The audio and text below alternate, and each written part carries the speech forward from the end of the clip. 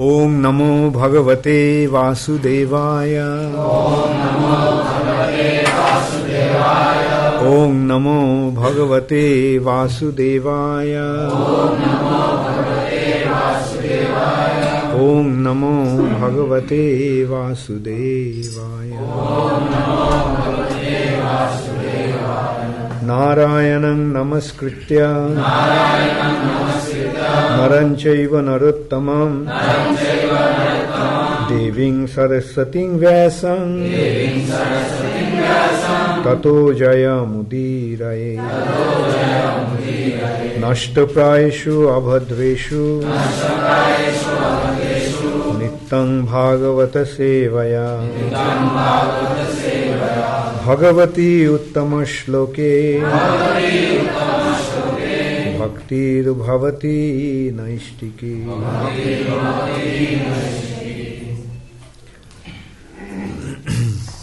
Srimad Bhagavatam,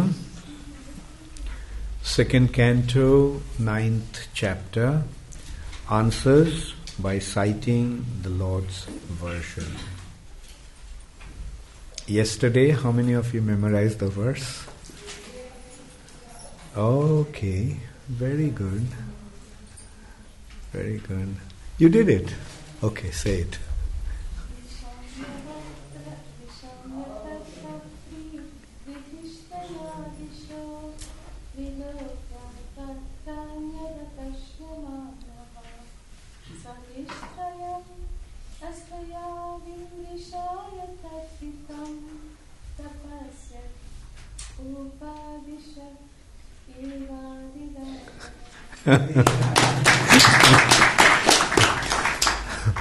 So, this works, yeah?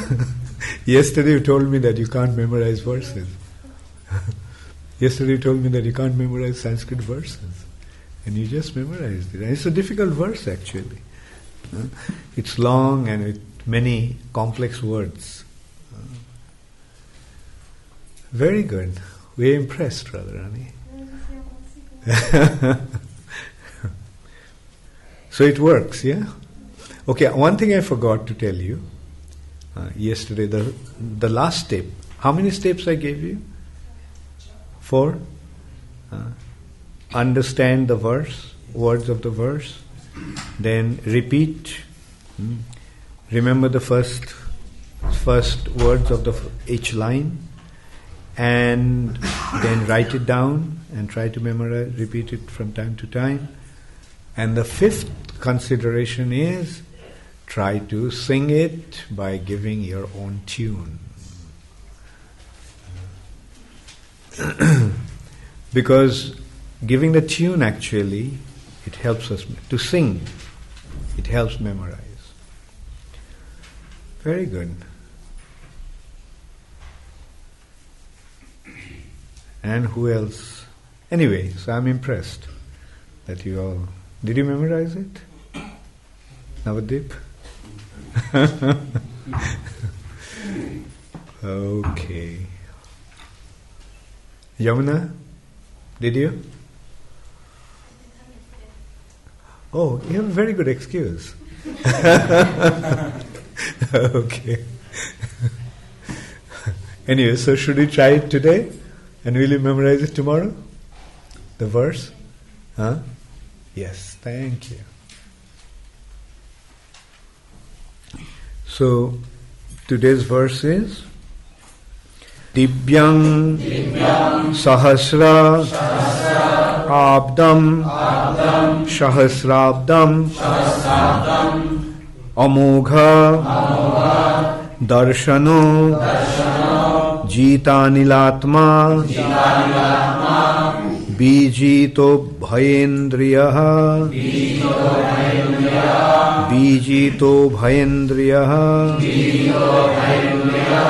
Atapyata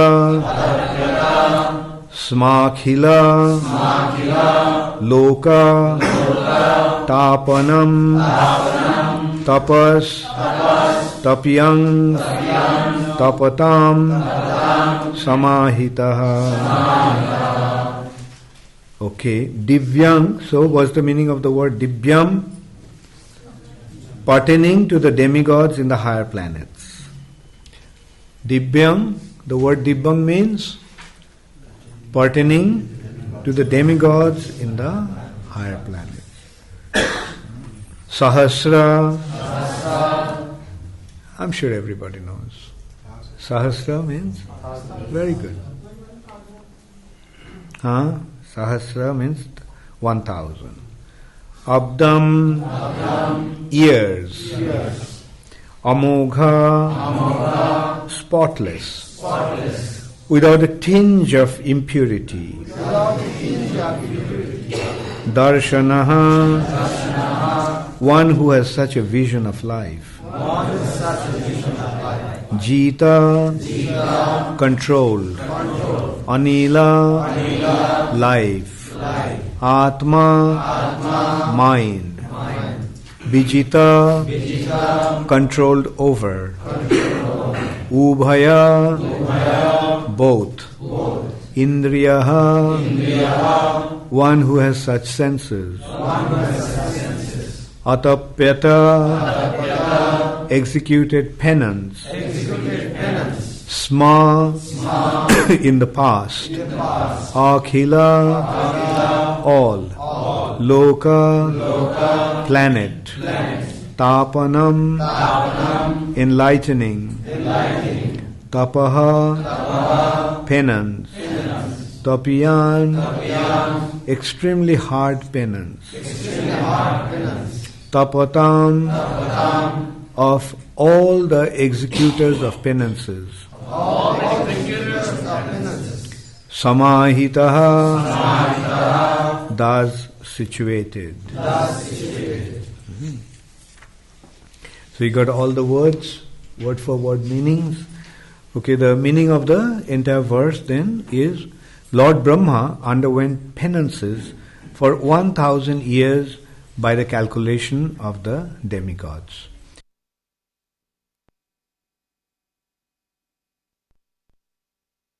Accepted it as divine.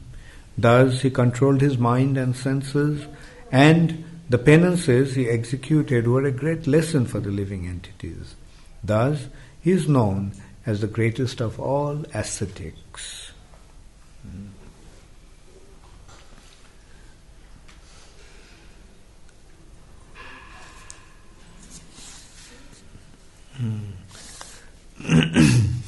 Okay, so Divyam Sahasrabdham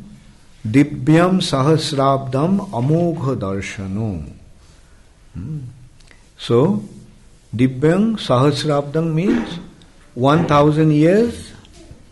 Divyam means, according to the calculation of the demigods. Not our calculation. It's a demigod's calculation of 1,000 years. What's the difference between our calculation and 6 months? Our 1 day is our demigods. 1 day is our 1 year. 6 months is their day and 6 months is their. Our 6 months is their day and our 6 months is their night. Therefore, our 1 year is demigods 1 day.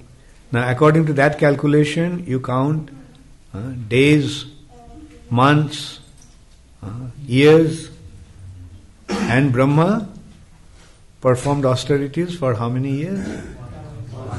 So, 1,000 years. Divyam Sahasrabdham Amogha Darshana. Amogha means spotless or sinless. Jita Anilatma Bijito Bhayendriya. Jita means controlled. Anilam, generally Anil, the word Anil means air. Prouda Kadamba Nila. You remember that verse? Ja Kaumara Hara verse. Prouda Kadamba Anila. The breeze, gentle breeze blowing from the Kadamba garden. So here also Anila But this Anila actually means life air. Jita controlling his life air, Atma and Bijita Ubhaya Indriya. Ubhaya Indriya, meaning both his internal and Ubhaya here would actually mean because mind has already been included separately. Mind has been mentioned separately. So Ubhaya Indriya means there are two types of Indriyas. What are those two types of Indriyas? The working senses and knowledge acquiring senses. Gyanendriya and Karmendriya. Ubhajita, Bijita, Ubhayendriya. Brahma controlled both his senses. Then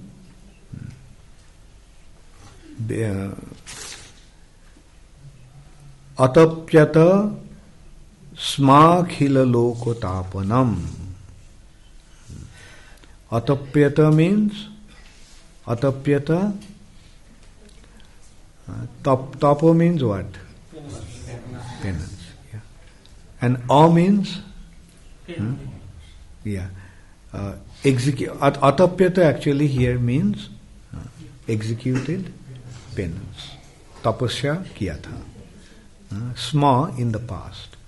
Sma akhila lokotapanam, for enlightening the entire creation, planetary system. Thus he controlled his mind and senses, and the penances executed were great lesson for the living entities. Atapata smakhila loka tapanam tapas tapiyang tapatang samahita. Tapas tapiyang tapatang samahita. Tapatang means tapiyan and tapatam. Tapiyan means extremely hard penance, and tapatam means of all those who executed penances. So of all the persons who executed penances, Brahma is the most exemplary. Thus he is known as the greatest of all ascetics. Divyam Sahasrabdam Amogha Darshano Divyam Sahasrabdam Amogha Darshano Jita Nilatma Bijito Bhayendriya Atapyata smakhila lokatapanam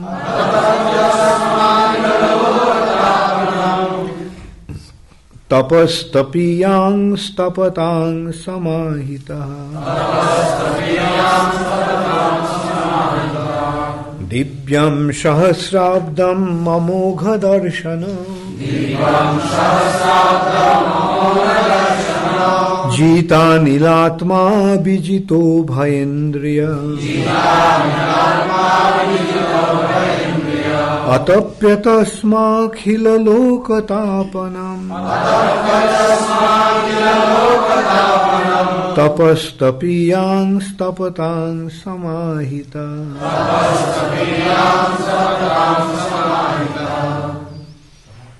Divyam sahasrabdam amogha darshano Divyam sahasrabdam amogha darshano Jita nilatma vijito bhayendriya Jita nilatma vijito bhayendriya Atapyata smakhila lokatapanam Atapyata smakhila lokatapanam Tapas tapiyam stapatam samahita Tapas tapiyam stapatam samahita Divyam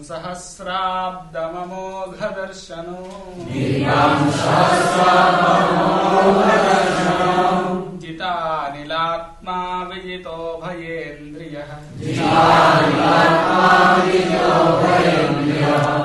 अतप्यतस्माखिललोकतापनम् तपस्तपीयांस्तपतां समाहितः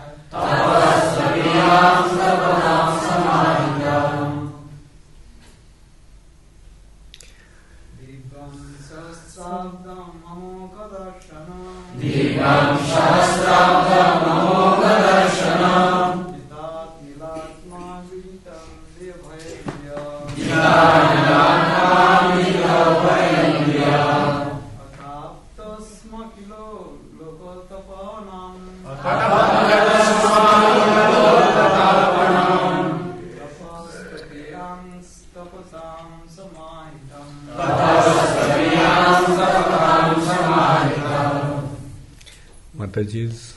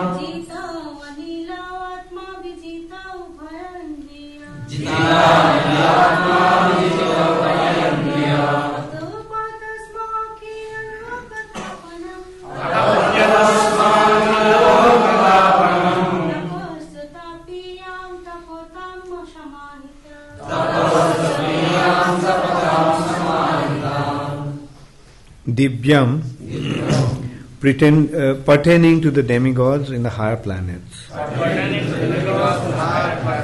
Sahasra, 1,000. Abdam, years. Amogha, spotless. Without a tinge of impurity. Darshanaha, one who has such vision of life. Jita, controlled. Anila, life. Atma, mind. Bijita, controlled over. Ubhaya, both. Indriya, one who has such senses. Atapyata, executed penance. Sma, in the past. Akhila, all. Loka, enlightening. Tapaha, penance. Tapyan, extremely hard penance. Tapatam, of all the executors of penances. Samahitaha, thus situated. Translation by His Divine Grace, Srila Prabhupada. Lord Brahma underwent penances for 1,000 years by the calculation of the demigods. He heard this transcendental vibration from the sky, and he accepted it as divine. Thus he controlled his mind and the senses, and the penances he executed were a great lesson for the living entities. Thus he is known as the greatest of all ascetics. Please repeat after me. Lord Brahma underwent penances, for 1,000 years by the calculation of the demigods. He heard this transcendental vibration from the sky, and he accepted it as divine. Thus he controlled his mind and senses, and the penances he executed were a great lesson for the living entities. Thus he is known as the greatest of all ascetics.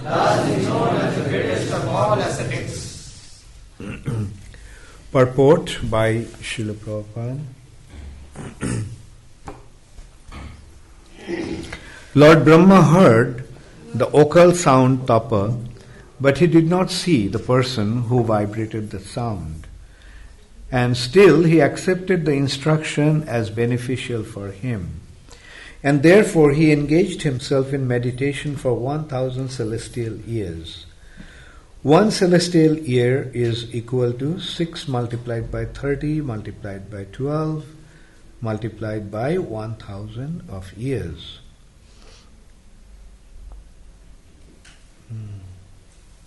6 multiplied by 30 multiplied by 12. Anyway. Yeah, that's right. Yeah. No, it is actually, there is I think a printing mistake. It is 1,000 celestial year is 6 multiplied by 30 multiplied by 12 multiplied by 1,000 of years.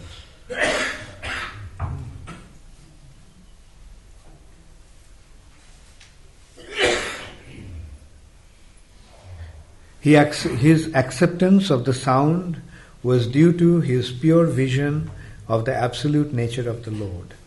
And due to his correct vision, he made no distinction between the Lord and the Lord's instructions.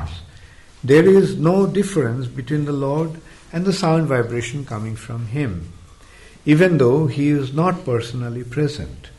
The best way of understanding is to accept such divine instruction, and Brahma, the prime spiritual master of everyone, is the living example of this process of receiving transcendental knowledge. The potency of transcendental sound is never minimized because the vibrator is apparently absent. Therefore, Srimad Bhagavatam or Bhagavad Gita or any revealed scripture in this world is never to be accepted as an ordinary mundane sound without transcendental potency. One has to receive the transcendental sound from the right source, accept it as a reality, and prosecute the direction without hesitation. The secret of success is to receive the sound from the right source of a bona fide spiritual master. Mundane manufactured sound has no potency, and as such, seemingly transcendental sound received from an unauthorized person also has no potency.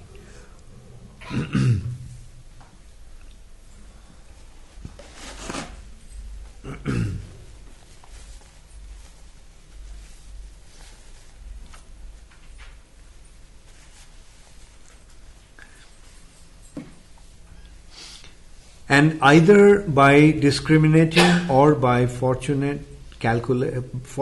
chance, if one is able to receive the transcendental sound from the bona fide spiritual master, his path of liberation is guaranteed. The disciple, however, must be ready to execute the order of the bona fide spiritual master, as Lord Brahma executed the instruction of his spiritual master, the Lord himself. Following the order of the bona fide spiritual master is the only duty of the disciple, and this completely faithful execution of the order of the bona fide spiritual master is the secret of success. Lord Brahma controlled his 2 grades of senses by means of sense perception and sense organ, because he had to engage such senses in the execution of the order of the Lord. Therefore, controlling the senses means engaging them in the transcendental loving service to the Lord. The Lord's order descends in the disciplic succession through the bona fide spiritual master, and thus execution of the order of the bona fide spiritual master is factual is factual control of the senses. Such execution of penance in full faith and sincerity made Brahmaji so powerful that he became the creator of the universe, and because he was able to attain such power, he is called the best among the tapasvis. So, here it's being described that how Lord Brahma performed austerities, which means he voluntarily accepted difficulties to understand the Supreme Personality of Godhead and His nature by withdrawing his senses from the objects of the senses and meditating of the Lord in the mind, in the heart. So, and he did that for 1,000 years according to the calculation of the demigods. I mean, it's inconceivable actually. Our 1 year, now multiplied by 6, multiplied by 30, and multiplied by 12 is a day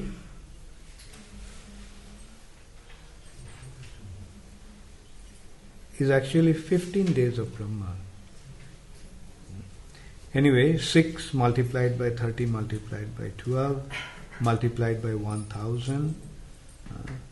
So this is the length of the demigods' duration of their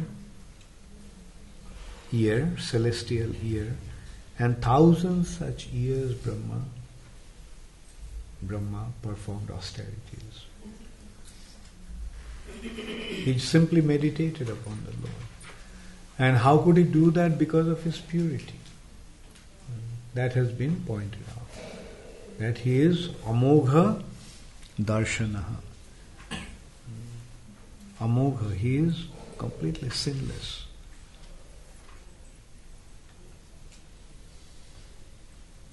Actually, the more contaminated we become, more entangled we become to the material nature. And the more we become entangled in the material nature, more frivolous we become.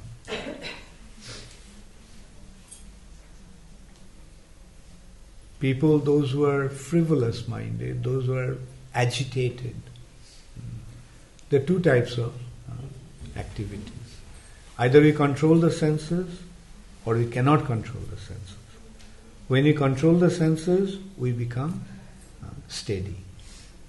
When we cannot control the senses, then we become chanchal or chapal or agitated and fickle-minded, frivolous. So here we can see Brahma, what a capacity he had. And that's why it's been pointed out here that because of that, Brahma has been considered to be the greatest of all ascetics. People, those who perform austerities, Brahma has been considered to be the greatest of all of them. Otherwise, who can perform austerities for such a long duration of time? Sahasra divya divyang sahasrabdam amogha darshan. Divyang sahasrabdam, 1,000 celestial years. 1,000 celestial years is, as I just mentioned, like 1 day of ours. 1 year, according to our calculation, is a day of the demigods.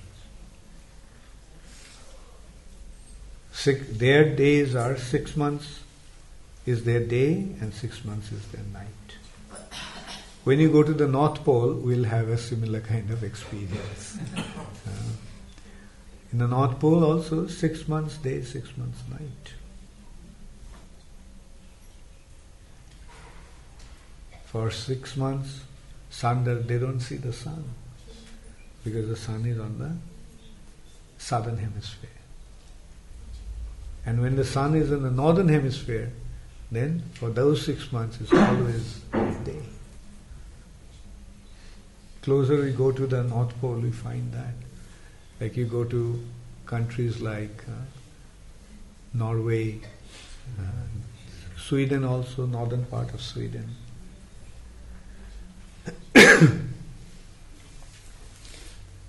12 o'clock midnight is still light. Sun doesn't set practically in summer. Whereas in winter, you don't get to see the sun. Just for 1 or 2 hours, the sun just comes up. It's gone. People go crazy actually. In those countries, people... somebody was pointing out once, one of our god brothers who spent a lot of time in Sweden, he mentioned that in Sweden people don't smile. Like because of not seeing the sun for such a long time, they become very, very depressed. Whereas we find that where the sun is present, people are very jovial, very joyful. And when the sun when people don't get to see sun, they become very depressed. Actually, sun has such a wonderful effect on our on our mind and life. The more sun you get, more bright you become. Less sun you get, more depressed you become. The suicide rate in Sweden is one of the highest. Although their standard of living is one of the highest. The per capita income is one of the highest. The social security is one of the best. And still people commit suicide. Average age is also highest. Average age. Average? Age is also highest in Sweden. In Sweden? Is it? There was a competition between Sweden and Japan. Sometimes it comes first, sometimes Japan comes first.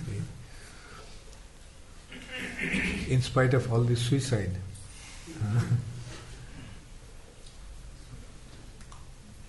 Anyway, so the point here is, of course, the demigods are not like Swedish.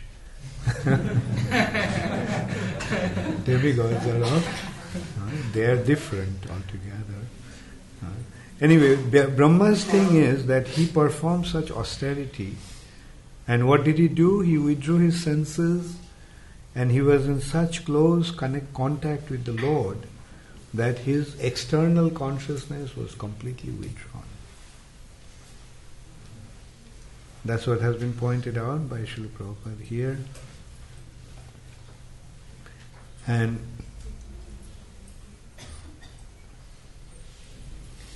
Prabhupada is pointing out that when one receives the transcendental sound from the right source, he accepts it as reality and prosecutes that direction without hesitation. And that is the consideration of sincerity. Sincere means accepting it wholeheartedly and pursuing it with full determination. So when we take to spiritual life, when we get the instructions about spiritual life, we have to take those instructions very seriously. And when we do that, then our life becomes successful. We can see that Srila Prabhupada, he met his spiritual master just once, and he gave him one instruction. Spread Krishna consciousness, spread the message of Chaitanya Mahaprabhu throughout the world in English language. Bhaktisiddhanta Saraswati Thakur felt the need to spread Krishna consciousness all over the world, and he told Prabhupada, 26-year-old man, about that, and Prabhupada just took it to his heart and he persevered. Prabhupada actually had to persevere for about 44 years to go to America and start preaching. Although he met him just once, but the instruction that he gave him, that became Prabhupada's life and soul. And that's what a bona fide spiritual master does.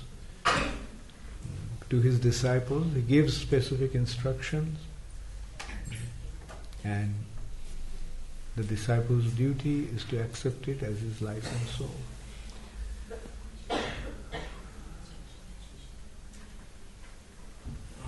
I was fortunate to receive such an instruction from Srila Prabhupada. During my first meeting, Srila Prabhupada instructed me to translate his books into Bengali.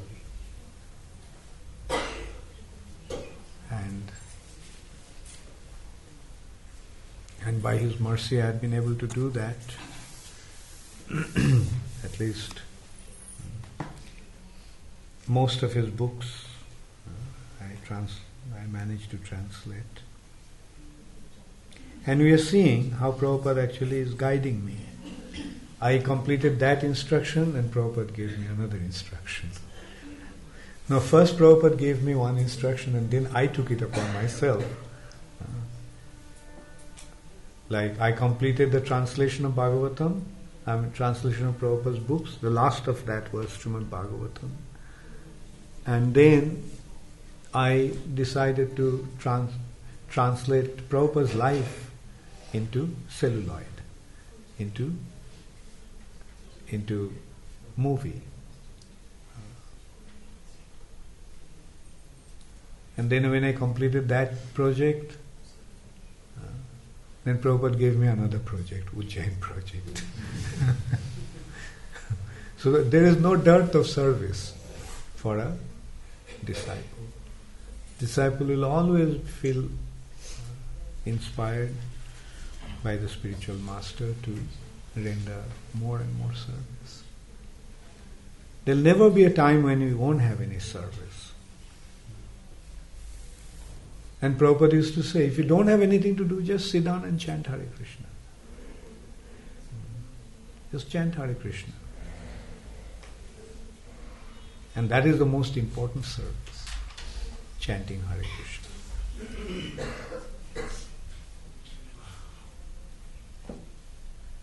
So similarly, you all take up some service, the service that is given to you, just take it up with full sincerity.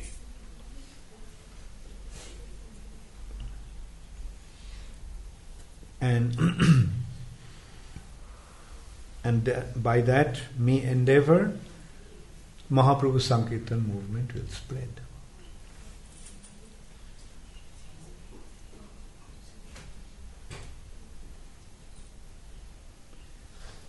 And it is important that we get linked up to a bona fide spiritual master.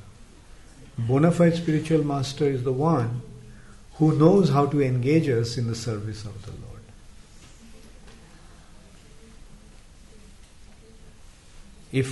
If the spiritual master is not bona fide, he won't be able to do that. They don't know where to engage them. I was reading Sitaram's posting this morning in the Ishtagoshti. How many of you read the last posting? Only you read it. He's mentioning he went to the milk shop to buy paneer and butter, and his yogurt. And he saw that the TV, some person was giving a pravachan. The whole place was packed. But Sitaram was wondering, like, who is this person? He doesn't have tilak in his head, forehead. Which sampradaya does he belong to? What is he talking about? He's not talking about Krishna consciousness. He's just giving some entertainment. Some entertainment that people... And that's the problem in today's age. You give the right stuff, people are not interested. You give them some cheap stuff, many people will gather there. They don't know why they are gathering actually. They just go by the publicity. There's a big publicity in newspaper, big publicity in TV. So he must be a big sadhu. Because he's in the TV.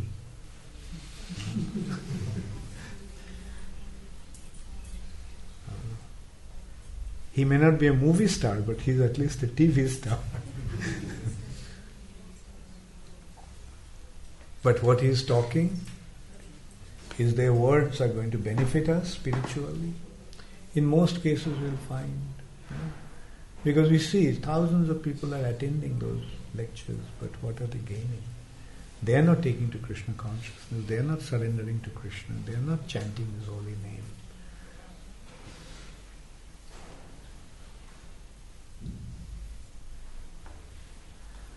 Therefore Prabhupada used to say that one has to see a sadhu with one's ears. We have to see a sadhu with our ears, not with our eyes. We have to hear what he says. And then we have to consider how his words are benefiting us in our spiritual life. Is he inspiring us in our spiritual life? Or is he just making some stage performance?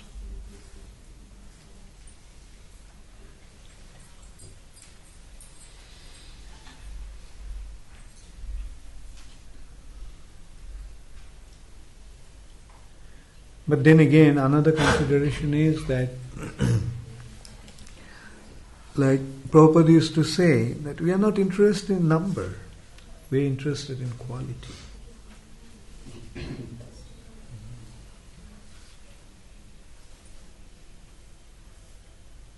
If one sincere person becomes inspired by our preaching, then we will consider that our mission has been successful.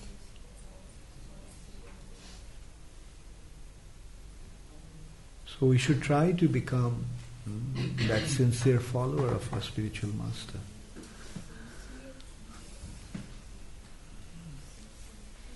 In this respect, Prabhupada is to give the example of a plastic shop and a diamond shop. In a plastic shop, there are so many customers. But they are coming just to buy 1 rupee, 2 rupee items. Many people, many customers, but transactions are insignificant. But when you go to a diamond shop, not that many customers. But one customer comes and one transaction is made, 10 lakhs rupees.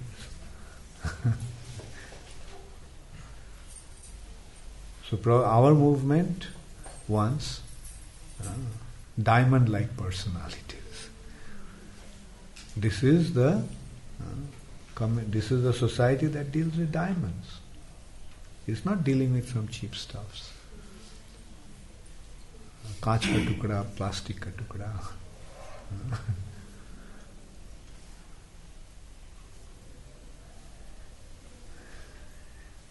And the thing is, and what is the ultimate consideration? The ultimate consideration is goodbye to the material nature.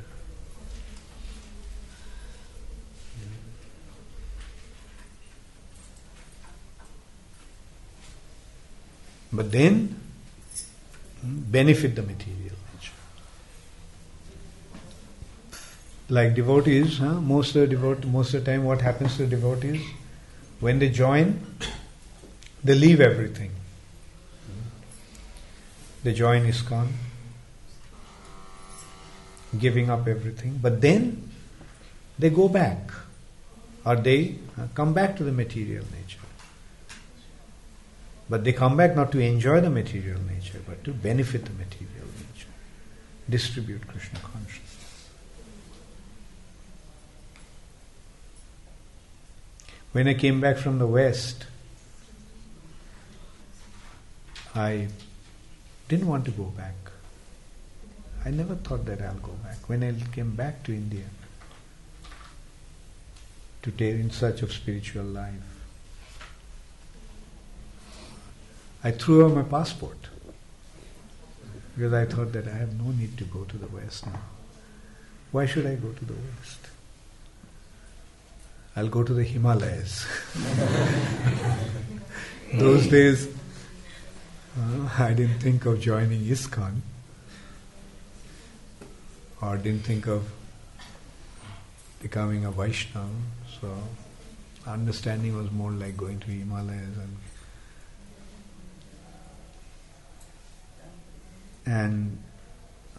but then after I came across Srila Prabhupada, also initially I didn't think of going back. For many years I didn't want to go back to the West. In 1977, when Prabhupada was going to the West from Vrindavan, Prabhupada asked me that just before he was leaving, I was sitting, he was all dressed up, waiting for the car, waiting to leave from Vrindavan at night. Flight was early morning. And I was sitting at Prabhupada's lotus feet. And Prabhupada asked, "Aren't you coming?" I said, "No, Srila Prabhupada." And I told him, "Prabhupada, I don't have my passport." Prabhupada said, "Okay, then you come and join me in Hawaii." Prabhupada's plan was to go to London, then to America, then to Hawaii. And he asked me to go meet him in Hawaii. But unfortunately Prabhupada's health condition deteriorated in London. He came back to India. So that was in 1977. Finally in 1979 I was asked to go. That was the new Vrindavan temple opening, palace opening. Prabhupada's Palace of Gold opening. And I was asked to go. And I was afraid to go to the West. Because I knew how degrading the West is.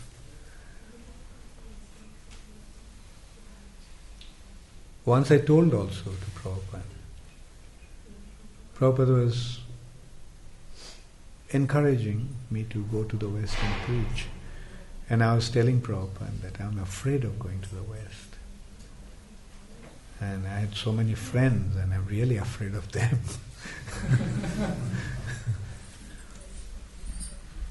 And Prabhupada said, "No, go and preach." But although Prabhupada said, that I could meet my friends and preach to them in the West, but I was afraid. But then I saw that when you are preaching, then it's different. When you preach, then Krishna gives protection. At one time I was afraid to go to the West. I thought that I'll never go back to the West. But now I'm spending most of my time in the West. Of course, because of my involvement in Ujjain, I'm spending more time in Ujjain, more time in India. But before I got involved in Ujjain, I was not spending so much time in India. Because preaching in India can be quite disappointing. At least one thing with the West, the people are sincere when you speak to them, when you preach to them. But one frustrating thing about India is that everybody thinks that he knows everything. There's no need for him. They want to talk, they don't want to listen.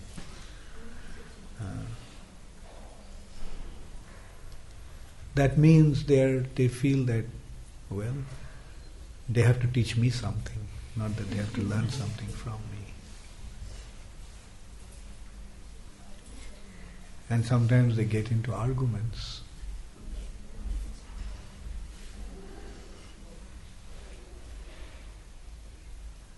That is the unfortunate state of affairs of India today.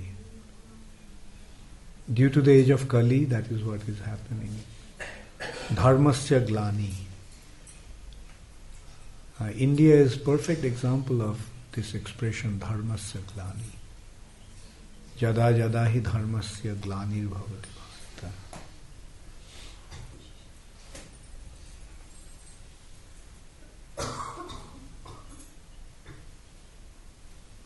Fortunately, Prabhupada went and spread Krishna consciousness in the West.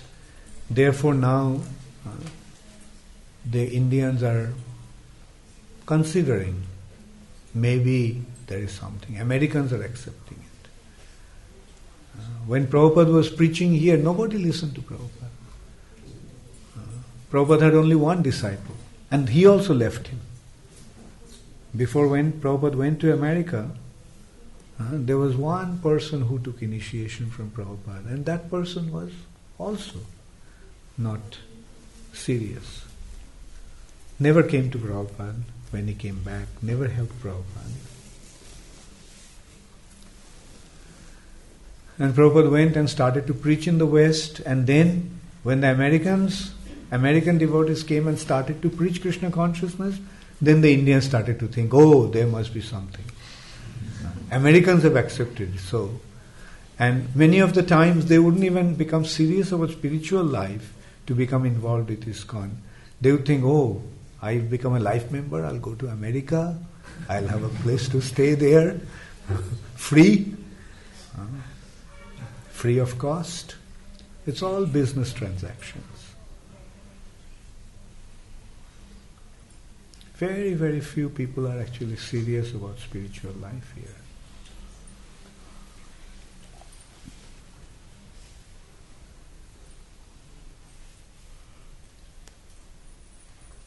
And a big obstacle is the four regulative principles.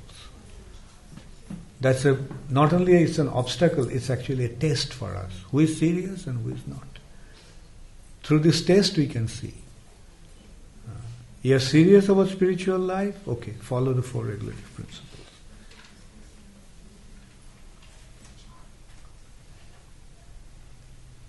But they'll often find people arguing. What's wrong with eating meat? What's wrong with drinking alcohol? Tea and coffee, why do you have to give it up? Even the sadhus drink tea and coffee. In India, what to speak of sadhus drinking tea and coffee? In India, sadhus smoke ganja and hashish. So this is the state of affairs. No standard at all.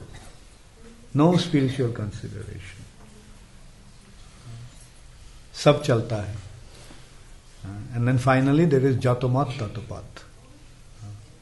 Whatever you do is all right.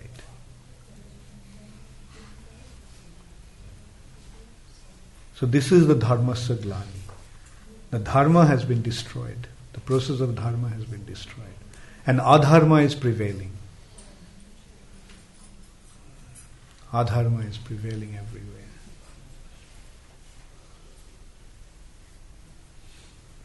And cheaters uncheated. The cheaters come, people flock around him. Because they want to be cheated.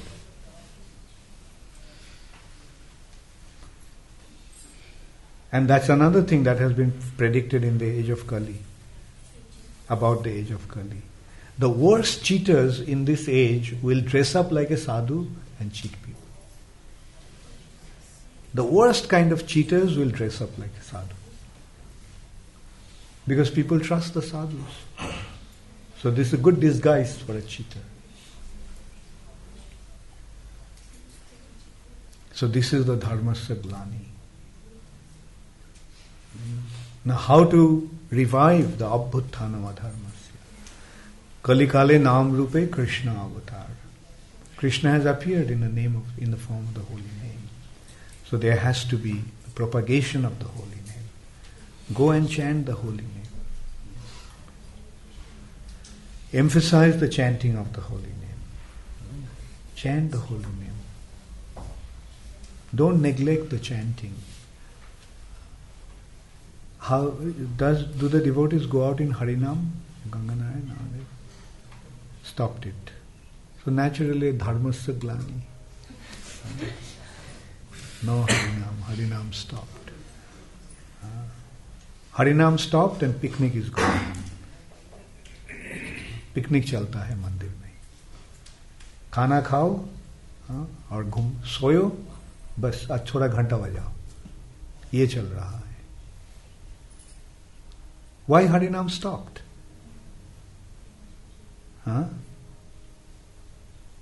When he started, we were going out on Harinam practically every day. Emphasize that. Encourage people to come to the Harinam.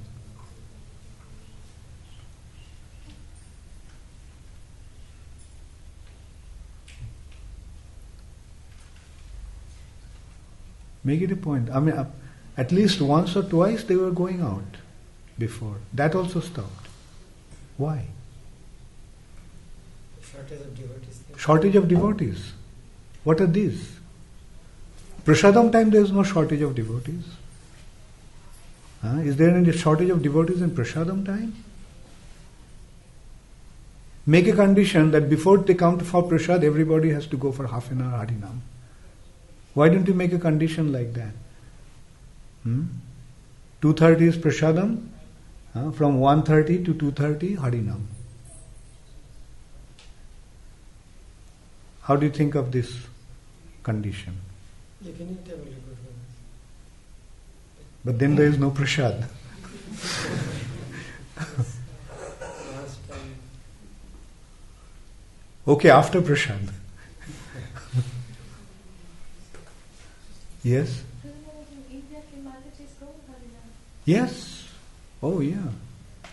Everybody can go.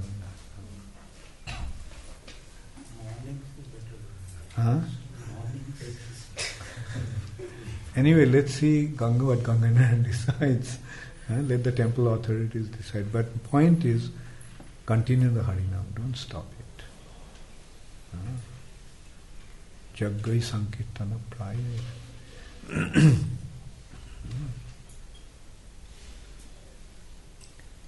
If it's in the morning, will you join? Yes. Now I'm feeling much better. We can do Nagar Sankirtan in the morning and evening also. Make this, because otherwise people will, I think that is one of the reasons why our preaching is not taking its root here. Emphasize Harinam.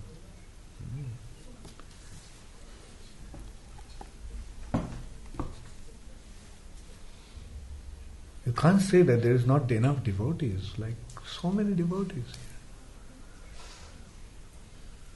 How many devotees would like to go out on Harinam? So many went, Guru? How many went? How many want to, but how many went past?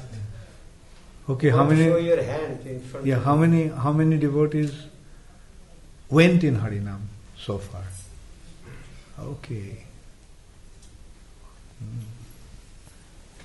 या हाथ उठाना बहुत easy है और ऐसे जब inspiration आता है हाथ उठ जाता है बट प्रैक्टिकली इसको इम्प्लीमेंट भी करना है सो प्लीज एम्फसाइज द हरिनाम so many hands went up so make it a point that everybody comes to Harinam. Today 4 to 5 how many want to do? Okay, today, good point. 4 to 5, Harinam. Okay, how many of you will go for Harinam today? 4 to 5. So many hands went up in the morning. Now the hands are dwindling. 6 devotees are going for book distribution today. Let them distribute books while doing the Harinam also. Giving out for 3 days. How many devotees are going out? 6 devotees. 6. Okay. So, how many devotees are going out? Ke jaccho tumra? Book distribution ke jaccho? How many of you are going out in book distribution today? Okay, and besides you all, who wants to go on Harinam today?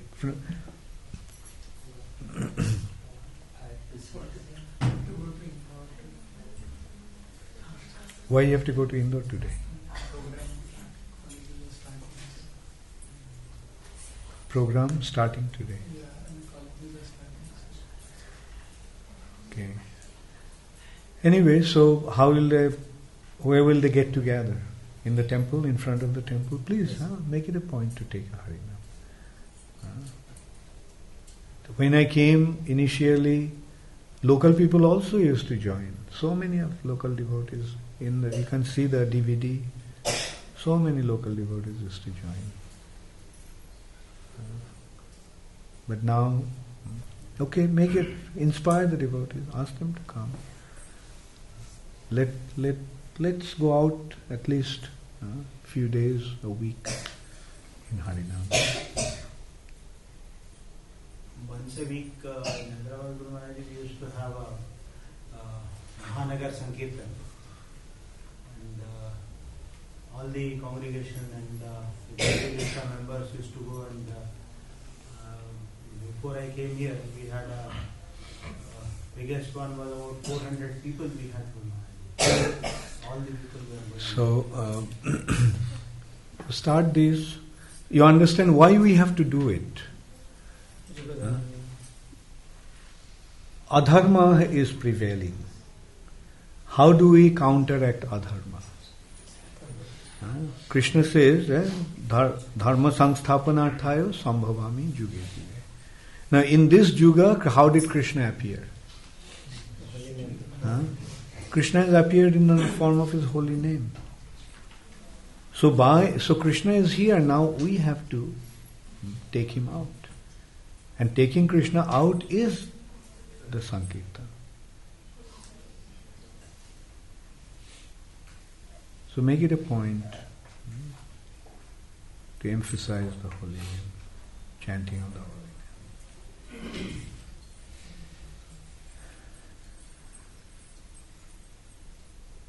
And devotees should always be concerned about the mission. What is our mission? Why we are here? We have to question why we are here. We are here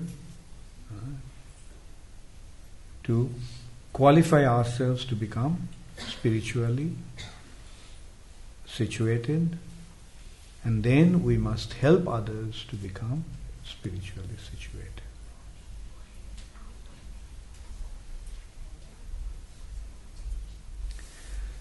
Okay, does anybody have any question? Maharaj, you have mentioned how there is a difference between the attitude of people in India compared to those of the West. So similarly, we can also see, especially in places like Ujjain and Madhya Pradesh, the attitude of people is very similar to what you have explained. So on the other hand, especially in the cities, we find that people are a little more submissive than in the areas which are rural and all. So how do we, like in such a place like Ujjain, where people have this kind of attitude, where it becomes quite difficult, a lot of endeavor has to be put even to get a little result. So how do we, approach such people? Some strategy here.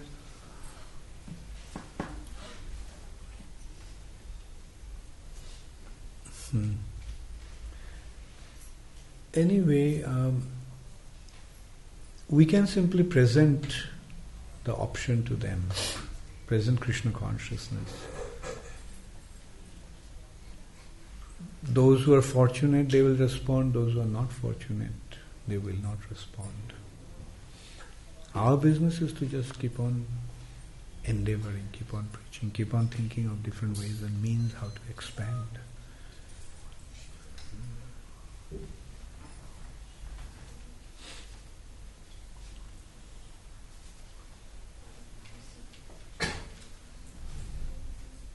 let people gradually understand, like people are coming. You see, as I was analyzing the other day, initially many people were coming. They were just coming out of curiosity. वो नया मंदिर बना है, चलो देख के आते हैं. बहुत सारे आदमी आते थे, बल्कि आध्यात्मिक जीवन के लिए नहीं. वो लोग आते थे, चलो मंदिर बना है, मंदिर देखने को जाते हैं. सुना है बहुत बढ़िया मंदिर बना है. And then that curiosity is subsided. वो देख चुका है मंदिर, अब जाने का जरूरत नहीं है. I've seen the temple, now there is no need to go. But now what will happen gradually, some people, those who are serious about spiritual life, and when they come across our teachings, we have to present our the teachings of Srimad Bhagavatam, Bhagavad Gita, and they will, those fortunate ones will understand, then they'll come. And so on our part we keep on endeavoring, and Krishna will send. But then again, as I was saying, like we also have to be serious about our mission. If the purpose of our coming to a temple is just to have some prasad and eat and sleep and do some ghanta, like do some temple activities, then also the real purpose will not be served. The real purpose is to push this movement forward.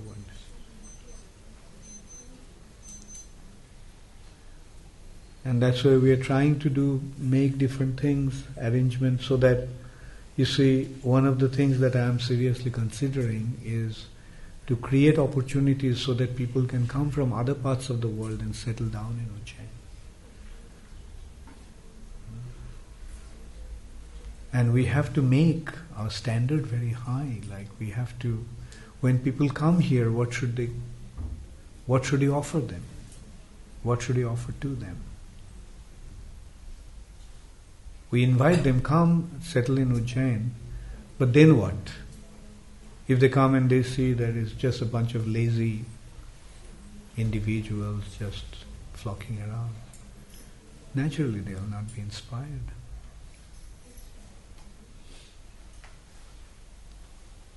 That's why we have to push. Go out and do things, get things done, go out and preach.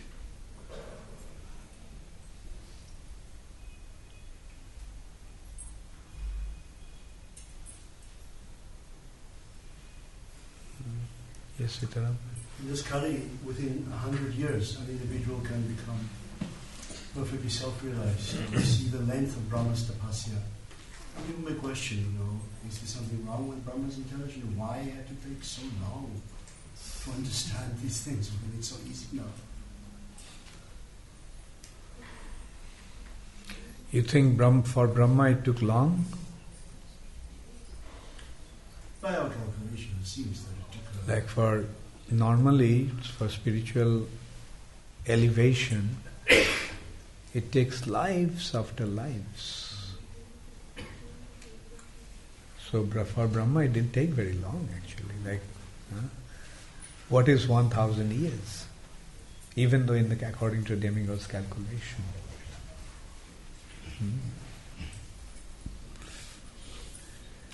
But the thing is that in the age of Kali, the process has been very simplified. The highest process, the highest achievement has been made available for the lowest kind of people without any effort. So that is the advantage of the age of Kali. The question is why? The answer is, just as the father is most compassionate towards his weakest child,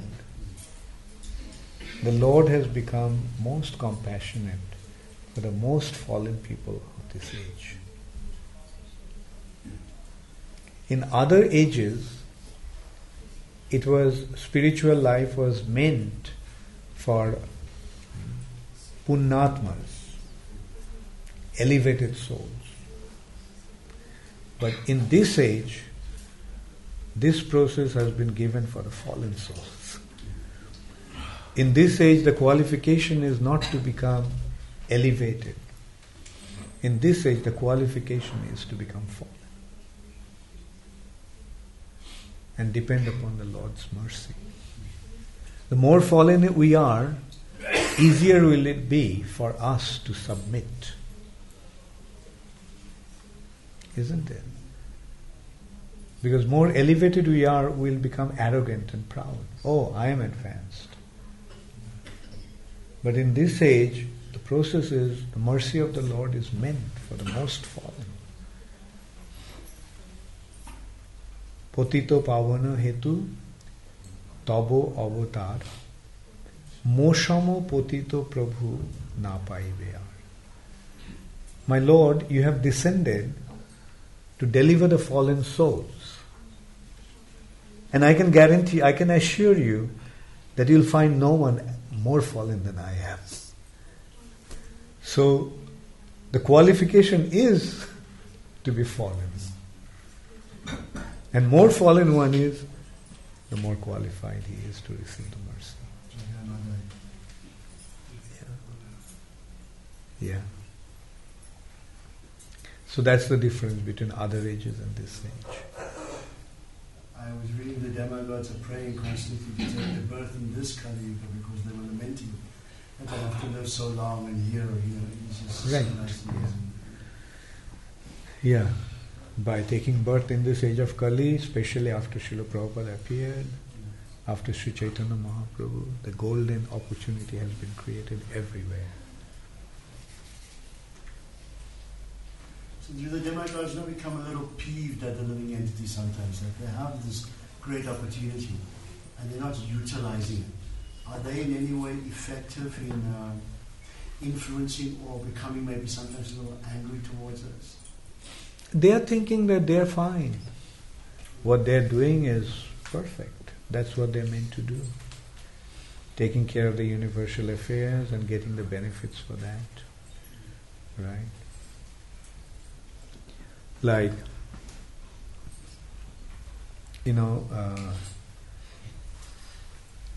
say there is a rescue mission. People are being rescued in a flood situation. Now, you see, the rescuers are going to rescue, right? And bringing them onto the shore and giving them all the facilities. And there are people in the city department, they are employees of the government and they are just getting their salary and they are doing their job. They are doing their part, but they are not rescuing the flood victims, right? They are simply taking care of the city affairs. So that's what the demigods are doing. Like they are taking care of the universal affairs, but they are not really into the, this rescue operation of the flood victims. Those people are separate and they are actually doing something that is going to get a different kind of recognition from the city, from the government. They're risking their lives going out. And in most cases, they're just volunteers. They don't even get any payment. So the government employees in the city, they're the demigods. And the devotees are the rescuing the flood victims.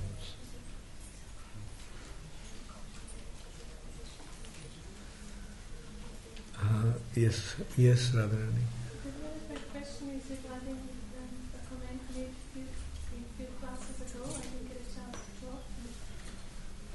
You said that God Shiva is not a demigod, but every morning when we recite the 10 offenses, we say we should not use the name of demigods like Lord Brahma, but Shiva is not. So I was confused. Yeah. Yeah, that term, actually Lord Shiva cannot be described as demigod. If he is a demigod, then he is a very special demigod. He is the god of the demigods. Devadidev, Mahadev.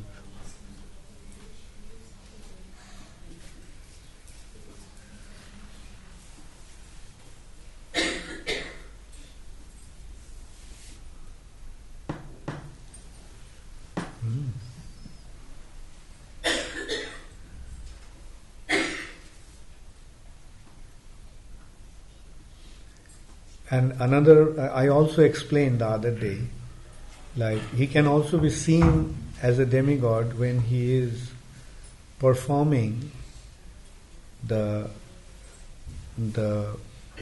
his responsibilities in relation to the material nature. In that respect, even Lord Vishnu has been described as a demigod. You'll find that Vishnu has been described as a demigod. Now, is Vishnu a demigod? No. Is Lakshmi a demigoddess? No. But Lakshmi, in the material aspect of Lakshmi, is the demigoddess. So remember that in the original constitutional post, they're not considered demigods, but when they perform duties within the material nature, Right. Then they can be considered as a similar category. But does the nature change that they are considered demigods? No, not nature doesn't change, but their activity is.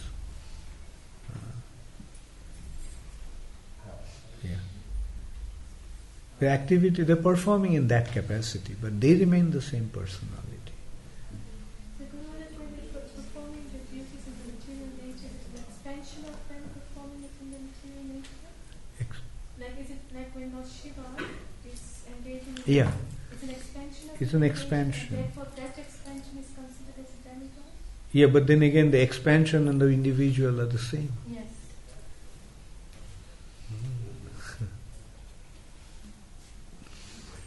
Yes, Radhika?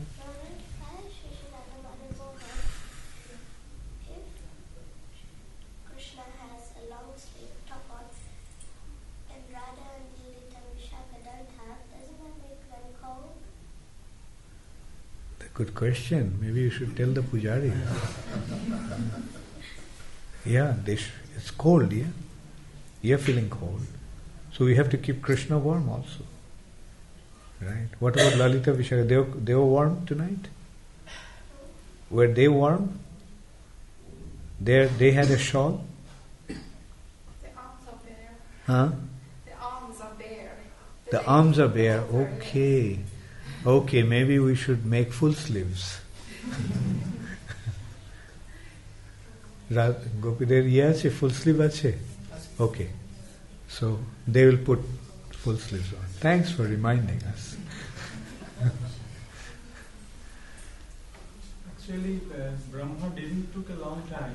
Like 1,000 celestial years is a long time according to us and Devtas and demigods. But it is a few moments actually. Is it? No. Few moments. Not a few moments. According to calculation of Brahma. Yes. Yes. Not a few moments. It's 1,000 celestial years. You see, one moment of Brahma. My point is, it is according to calculation of Brahma. That's I understood. You see, one moment of Brahma is our 1 year. Right? Now, in that way, you calculate 1,000 years according to our calculation will be 1,000 moments of Brahma. Say 1,000 seconds of Brahma. Right? Now you multiply it by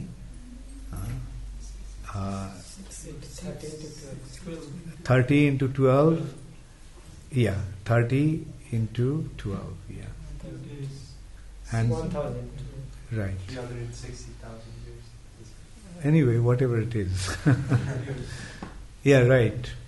Yeah, 360,000 years according to our calculation. Right? No, not even that. Like 1 day is one day of the demigods, 1 year of us. Yeah, right. 360,000 years according to our calculation. And according to Brahma, 1,000 celestial. So 360,000 moments multiplied by 1,000. So it is quite a long time, even according to Brahma's calculation. Yes, Arti. Maharaj, if Lord Brahma's lifespan is 100 celestial years, this 1,000-year penance that he did, is that extra to that 100 years? So is 1,000 and 100? It's included in that 100 years. Like, according to Brahma's calculation, it is 100 years. Now we have to see, according to Brahma's calculation, how much the 1,000 years of demigods come to. Right? So that is included in that 100 years.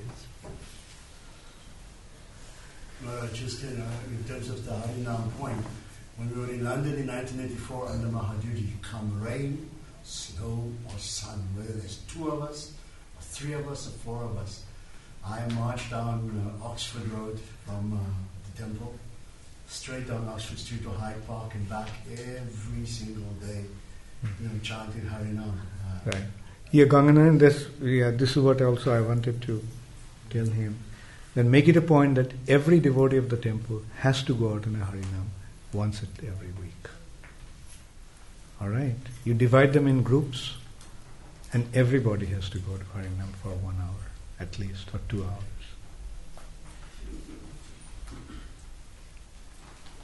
May I give some suggestion that in the morning people are going for morning walk around 6 to 6:30 near to swimming pool towards Koti Road. Many people are coming. So we should start from there at 6 or 6:30 in the morning. Good idea, yeah. And include them also in the morning. They are coming and they have no business to do. Right. And their purpose is to go for morning walk. Many people are coming. So seeing this Harinam Sankirtan, those who are not coming, they will. Good point, yeah. Well, it's better because you start that in the morning. And the morning Harinam will be led by Navadip. Morning I can do it, not 4 o'clock. I did not raise my hand for 4 o'clock. No one is saying 4 o'clock Harinam. 4 o'clock in the afternoon. Oh, 4 o'clock in the afternoon. Okay. So since you suggested morning, so you lead the morning Harinam. I will do that. Alright? For half an hour, that's good. 6:30 to 7:15. Towards Koti and then come to here. Yeah. Because morning it is possible for me after when I start work. Okay. Thank you. Gaur Premanande.